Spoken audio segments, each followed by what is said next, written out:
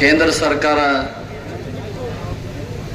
ಒಂದು ಹೊಸ ಕಾನೂನನ್ನು ತರುವುದರ ಮುಖಾಂತರವಾಗಿ ಇಡೀ ಸಮಾಜಕ್ಕೆ ಒಂದು ದೊಡ್ಡ ಹೊರೆಯನ್ನ ಮಾಡಿದೆ ಅಂದ್ರೆ ತಪ್ಪಾಗಿಲ್ಲ ಅನ್ನುವಂಥ ಭಾವನೆ ಇಟ್ಕೊಂಡು ವಕ್ಫ್ ಬಿಲ್ ಅನ್ನುವಂಥದ್ರಲ್ಲಿ ದೊಡ್ಡ ಬದಲಾವಣೆಯನ್ನು ತಗೊಂಡ್ಬಂದಿದ್ದು ಇಡೀ ದೇಶದಲ್ಲೇ ಒಂದು ಕ್ರಾಂತಿಯನ್ನ ಒಂದು ಬೆಂಕಿ ಹಚ್ಚುವಂತ ಕೆಲಸವನ್ನ ಕೇಂದ್ರ ಸರ್ಕಾರ ಮಾಡೈತಿ ಅಂದ್ರೆ ತಪ್ಪ ಹಾಕಿಲ್ಲ.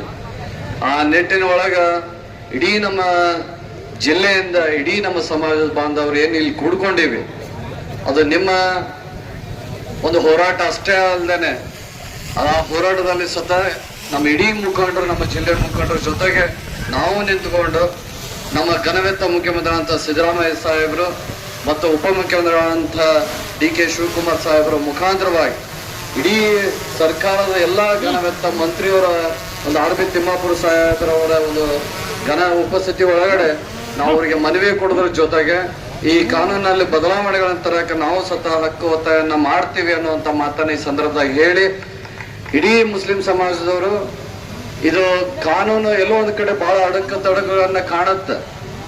ಆದ್ರ ಈ ಕಾನೂನಲ್ಲಿ ಬರೋದ್ರಿಂದ ಅವರಿಗೆ ಯಾವ ರೀತಿಯಾಗಿ ಲಾಭ ಆಗೈತೆ ಗೊತ್ತಿಲ್ಲ. ಅದರ ಒಂದು ಮಾನವೀಯತೆಯಿಂದ ದೃಷ್ಟಿಯಿಂದ ನೋಡೋದಾತಂದ್ರೆ ಈ ಸಮಾಜಕ್ಕೆಲ್ಲ ಒಂದ್ ಕಡೆ ತೊಂದರೆ ಕೊಡೋ ಉದ್ದೇಶ ಕಾಣುತ್ತಂತ ನಮಗ ಅನ್ಸಾತೈತಿ.